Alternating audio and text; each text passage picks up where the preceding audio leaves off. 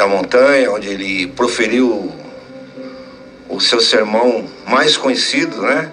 Mais profético de todos, que é o Sermão do Monte, onde ele dá o ensino de como deve se comportar os que herdarão o reino de Deus.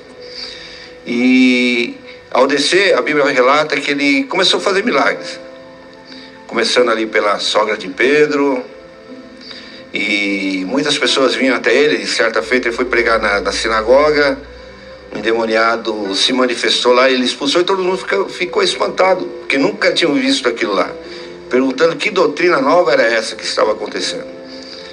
E Jesus está se caminhando lá para Jerusalém, onde esse homem toma uma atitude inusitada, porque ele era um leproso. A lepra é uma doença muito contagiosa. Ela aparece primeiro como uma mancha branca e ela se torna... a pessoa não fica sensível, não sente dor, não se machuca, não sente nada, não tem sensibilidade nenhuma. Como eu já disse, altamente contagiosa, que pode ser pego por beijo, espirro, contato. Então, uma pessoa, quando era cometida dessa doença, ela era obrigada a comparecer diante do sacerdote. Constatado que ele estava com lepra, ele tinha que ficar ali no leprosário, num lugar isolado, longe de sua família, longe da sociedade, um lugar distante, praticamente uma prisão, né? Onde essa doença também, ela não mata de uma vez, é uma doença que ela vai matando lentamente. Então esse homem e as pessoas que eram acometidas dessa doença tinham fortemente uma forte dor, tanto psicológica como física. E também essas pessoas não podiam se aproximar de ninguém, por causa do alto contágio dessa doença. E se alguém fosse se aproximar deles, eles tinham que gritar: não se aproxime, que eu sou leproso. E se por acaso ele não avisasse, uma pessoa chegasse perto dele e a pessoa descobrisse que ele tinha doença, ele era levado ao sacerdote e era apedrejado. Mas esse homem, que já estava com a sentença de morte determinada, condenado a viver uma vida isolada, de desilusão, ele ouviu falar de Jesus. E que Jesus estava ali naquela cidade. E mesmo sabendo que se ele aproximasse de Jesus e Jesus não tomasse uma atitude favorável para ele, ele seria morto, ele percebeu que só Jesus podia resolver a situação dele. E o mais importante é que quando ele chega diante de Jesus, perto de Jesus, ele o adorou, reconhecendo que só Jesus, ele é o Senhor dos senhores. Porque o judeu, ele não se prostra diante de nenhum homem, ele só se prostra diante de Deus. E ali o Espírito Santo revelou para aquele homem que quem estava diante dele era o Filho de Deus. E ele era capaz de resolver e dar solução para o seu problema. E o importante é que ele não pede nada. Ele simplesmente ele se ajoelha diante do Senhor, começa a adorar e fala: Senhor, se tu quiseres, o Senhor pode me curar. E essa fé, essa determinação, a Bíblia fala que abalou a Jesus. Jesus, ele se move de uma íntima compaixão com aquele rapaz e estende as mãos e o toca. Jesus não precisava tocar nele. Nós vemos que muitos milagres que Jesus operou, ele só com a sua palavra resolvia. Mas com esse rapaz, ele sentiu uma íntima compaixão, tocou nele e fala: seja curado. E a Bíblia relata que instantaneamente aquela lepra saiu do seu corpo, nos mostrando o grande amor que Deus tem conosco. Nós sabemos que a lepra nos dias de hoje, ela simboliza o pecado, que nos afasta de Deus, e muitas das vezes aquilo que nós cometemos faz com que a gente tenha que viver à margem da sociedade, à margem de tudo, isolado daquele que nós amamos. Muitas das vezes os nossos atos, eles nos afastar e traz até prejuízo para aquelas pessoas que estão dos nossos lados, que convivem conosco. Então, assim como alguém falou de Jesus para aquele rapaz, nessa tarde eu venho aqui falar com você, que de repente está passando por uma situação, por um erro que você cometeu. Nesse caso aqui, nós não sabemos o que causou a lepra nesse rapaz, mas ele encontrou a cura para a sua alma e a cura para a sua situação a qual ele estava vivendo. Eu quero aqui falar com você que porventura tropeçou em algum instante da sua vida, se encontra aí hoje à margem da sociedade, se encontra isolado, muitas das vezes afastado da sua família, e com certeza o inimigo das nossas almas está buzinando aí no seu ouvido, falando que para você não tem mais jeito, né? E muitas das vezes as pessoas que não conhecem essa palavra que eu estou falando para você aqui nessa noite, no meio de tanta angústia, acaba tirando a sua própria vida. Como um rapaz aqui muito conhecido nosso aí na cidade, essa semana ele tirou a sua vida. Então eu quero aqui falar para você que tem solução para o seu problema, assim. Esse mesmo Jesus que foi ao encontro desse leproso, hoje está aqui me usando para falar com você que está aí. Ele quer te conhecer. Aliás, ele te conhece. E ele precisa que você usa um ato de fé como esse rapaz, ele ousou fazer, de correr até os pés de Jesus. Aleluia. Então, um convite que eu faço para você aqui nessa tarde: existe solução para o seu problema, sim. E o nosso Deus, ele conhece a sua situação, sabe o que passou, e ele é misericordioso.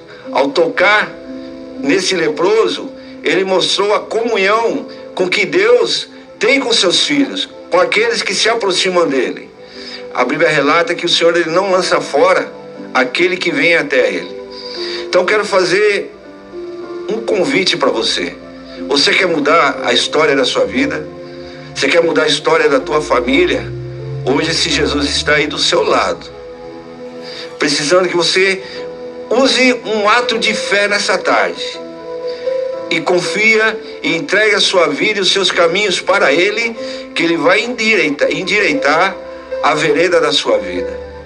E não há nada, aleluia, que ele não possa fazer, não há pecado que ele não perdoa. Olha, ele foi traído, ele foi condenado injustamente condenado ele não tinha pecado nenhum, não tinha erro nenhum.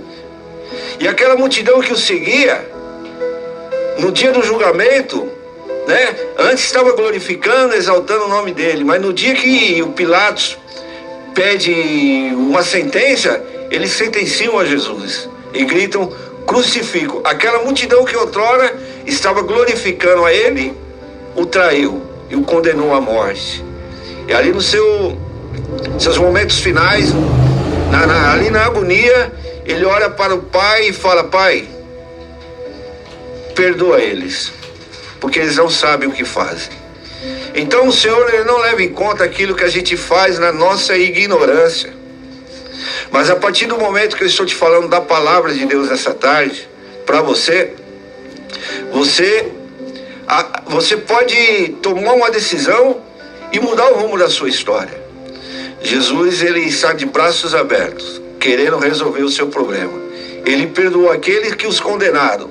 O Pedro, um discípulo lá do braço direito dele, que participou de todos os milagres que ele realizou aqui nessa terra, chegou a ser o único que caminhou sobre as águas.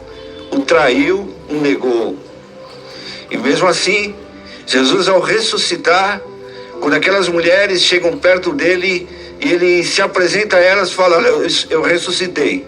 Vão ali para um lugar determinado, chama todos os discípulos e a Pedro também.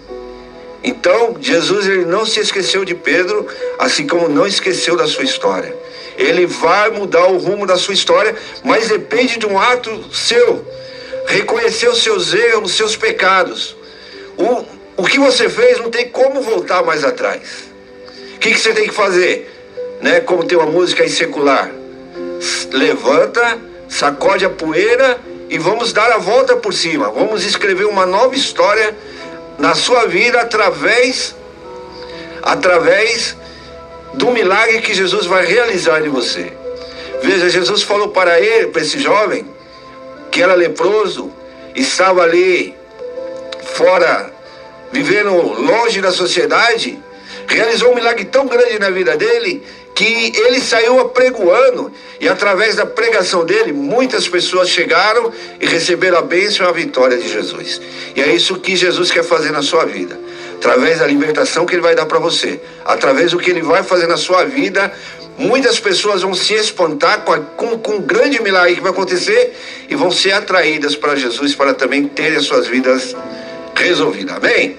Que Deus em Cristo Jesus possa trabalhar e falar melhor ao seu coração, né? Você que está me ouvindo nessa tarde e quer ter esse encontro com Jesus, levanta sua mão, é onde você está. Se você puder se ajoelhar, se ajoelha diante dele e reconheça que ele é seu único e suficiente Salvador.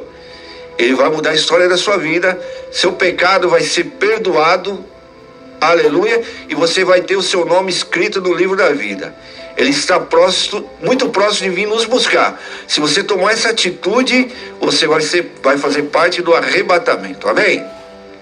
Então quero orar por você, por os pedidos de oração que foram feitos aqui nessa tarde, e que o Senhor possa trabalhar poderosamente na sua vida. Pai Celeste, aqui diante da tua presença, através da programação desse rádio, esses ouvintes, Senhor, que ouviram a sua palavra nessa tarde, que estão passando, Senhor, vivendo a marginalidade da sociedade, estão reconhecendo, Senhor, que o Senhor é o único e suficiente Salvador da vida deles. Pai Celeste, perdoa os pecados, escreva o seu nome no livro da vida, Senhor, e que eles sejam prósperos, Senhor, aqui nessa terra. Nossos irmãos enfermos que mandaram pedido de oração pela rádio, Senhor, nós cremos nos Deus do milagre, da mesma forma que o Senhor curou aquele leproso, uma doença incurável, da mesma forma o Senhor tem poder para curar, e eu creio que o Senhor vai fazer a obra na vida dos teus filhos. Pai Celeste, estamos vivendo um momento difícil de desemprego, Pai Celeste, mas nós sabemos que o Senhor abre porta onde não tem porta. Tem seus filhos que estão aqui nos ouvindo nessa tarde, Senhor, e precisa de uma porta de emprego. Mas eu creio, Senhor, que enquanto essa porta não abre, o Senhor, como Deus da providência, vai prover o alimento e a vestimenta na vida desses nossos ouvintes. E eles serão bem-aventurados para a glória do seu nome. Esse é o nosso pedido no nome de Jesus. Amém.